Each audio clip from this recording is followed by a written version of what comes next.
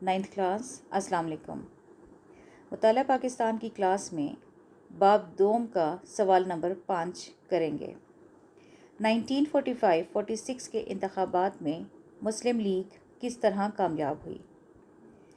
Viceroy lord ویول نے جون 1945 میں شملہ میں ایک کانفرنس منعقد کروائی، جس میں اس بات کا اظہار کیا گیا تھا کہ وہ گورنر جنرل کی انتظامی کونسل کی تشکیل کرنا چاہتے ہیں، مگر یہ کانفرنس بغیر کسی حتمی نتیجے کے ناکام قرار پائی. اس کی وجہ یہ تھی کہ ابھی تک اس بات کا فیصلہ نہیں ہو سکا تھا کہ برصغیر کے مسلمانوں کی نمائندگی کرنے والی سیاسی جماعت کون سی ہے. اس مقصد کے لیے جون 1945 میں ہونے والی شملہ کانفرنس کی ناکامی کے بعد وائسرائے لارڈ ویول نے ہندوستان میں انتخابات کا اعلان کیا.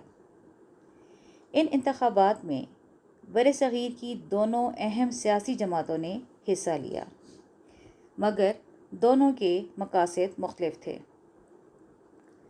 کانگریس نے ان انتخابات میں متحدہ ہندوستان کے نعرے پر حصہ لیا، جبکہ مسلم لیگ کا فیصلہ تھا کہ پاکستان کو ہر صورت میں قائم کرنا ہے. قائد اعظم نے برصغیر کے مسلمانوں کو اس بات سے آگاہ کر دیا تھا کہ وہ اگر اپنا مستقبل محفوظ کرنا چاہتے ہیں تو انہیں مسلم لیگ کو ووٹ دینا ہوگا. یہ انتخابات مرکزی اسمبلی کے لیے دسمبر 1945 میں منعقد ہوئے، جبکہ صوبائی اسمبلی کے لیے 1946 میں منعقد ہوئے. ان انتخابات کے نتیجے نے مسلم لیگ کی کامیابی کو واضح کر دیا.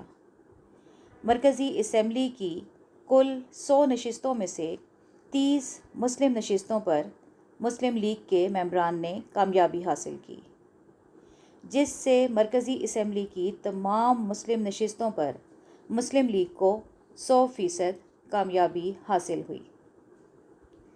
جبکہ صوبائی اسمبلی میں مسلمانوں کے لیے 495 نشستیں مخصوص تھیں. ان 11 صوبائی اسمبلیوں میں مسلم لیگ نے مسلمان نشستوں پر 439 نشستیں حاصل کیں. اس طرح 89% کامیابی صوبائی اسمبلی میں مسلم لیگ کو حاصل ہوئی. مسلم لیگ نے تمام صوبوں میں سوائے صوبہ سرحد کے اکثریت کے ساتھ کامیابی حاصل کی.